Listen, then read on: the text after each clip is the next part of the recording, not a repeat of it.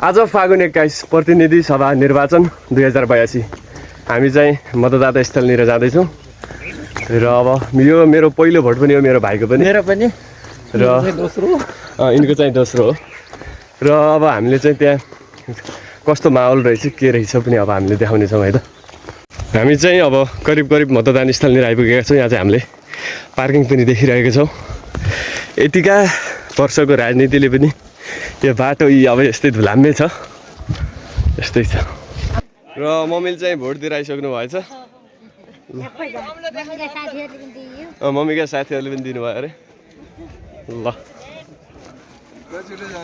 ल यहाँनिर चाहिँ भोटरहरू हुनुहुन्छ र दर्शक पनि हुनुहुन्छ। अब चाहिँ हामी भोट दिनको लागि लाइन लाग्नेछौँ। कहाँ हिँड्ने र अब चाहिँ हामी मतदान स्थलमा आइसकेका छौँ।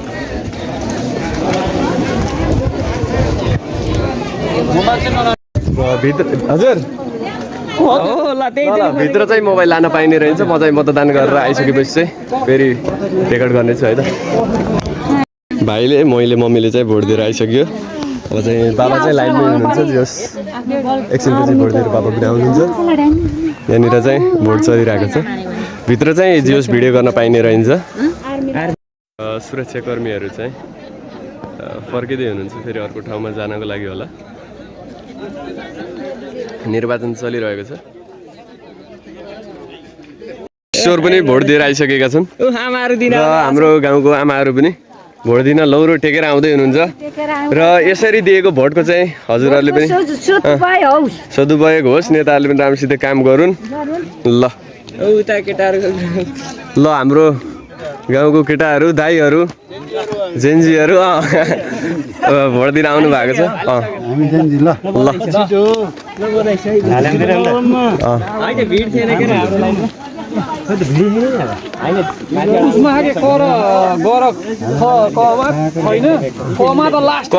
कमा भेटेछ कि तपाईं कको लामो रहेछ। म त 20 मिनेट पर्यो नि पुराइमा चाहिँ खको त केही जाँदैन। कमा त लास्टै भिड पनि भिड कमा हो र तिमी पनि भिडमा पर्छौ। किन कको भिड छ के लास्ट म कुन हो त त्यही कर्मसङ्ख्या हेर्दैछन् त्यहाँ गासी दिन्छन्। त्यहाँ कर्मसङ्ख्या हेरेर हुन्छ। त्यसो त म यही छु ल हामीले चाहिँ ल सबले भोट हालियो ल बगाइद हालेर भोटहरु दिए। अब चाहिँ यहाँ भिडभाड के गर्नु भनेर चाहिँ अब हामी घरतिर फर्किँदैछौँ। सामान्य अब दिनको काममा चाहिँ अब हामी फेरि फर्किनेछौँ र भोट दिन आउने लहर चाहिँ चलिरहेछ, चलपल छ। भिड छैन हो छैन र अब हामी घरतिर फर्किँदैछौँ र भोट चाहिँ एकदम राम्रोसित हुँदैछ।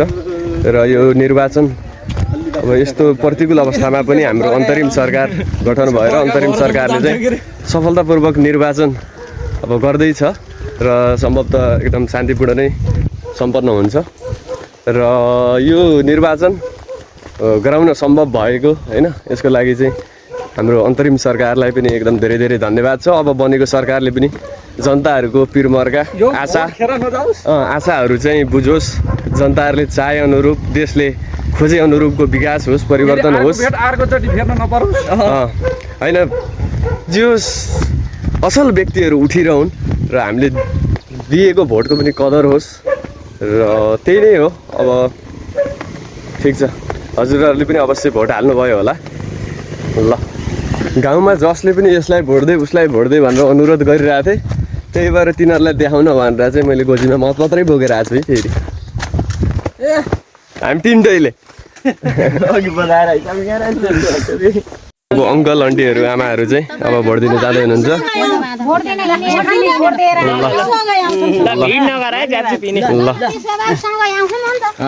हाम्रो टुनाहार बाबा पनि जाँदै हुनुहुँदो रहेछ।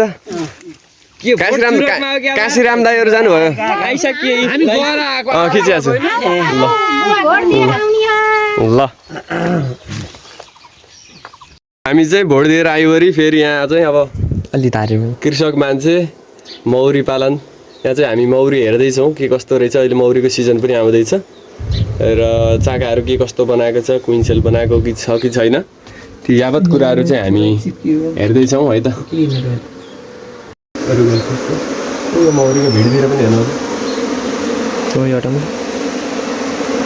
भाले चाहिँ कति हो यार भालेको अन्डा काटेर फाल्दिँदैन रहेछ कति मौरीको वाला लास्टै रहेछ त हामीले त यो सिजनमा भाले बनाउनु हो यो माथि हेर यो मवाला रहेछ धेरै त ए किरा रहेछ यता कुट गोरे खाँदा हेर यो कुट गोरे यो माथि माथि पुरै हेर त यी सबै कुट माथि पुरै कुटको रहेछ यो त पछाडि बच्चाको माथि गएर त्यही त खाने हो भइछ अलिकति यो तलको के हो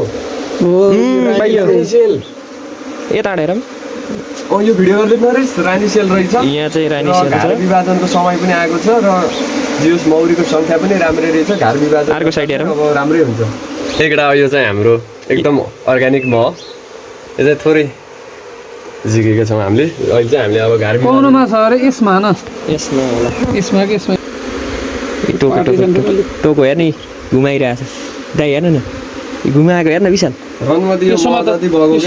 मलाई यहाँ टोकेर घुमाइरहेको छ यहाँ टोकिरहेको छ यो मौरी र हामी यहाँ घार बनाउनको लागि मुढा लिन पनि आइरहेको थियौँ त्यही बेला चाहिँ ठ्याक्कै एउटा सानो गोला मौरी आएर चाहिँ हाम्रो ईश्वरले चाहिँ माथि सालको रुखदेखि लिएर आउँदैछन् सङ्ख्या चाहिँ थोरै नै रहेछ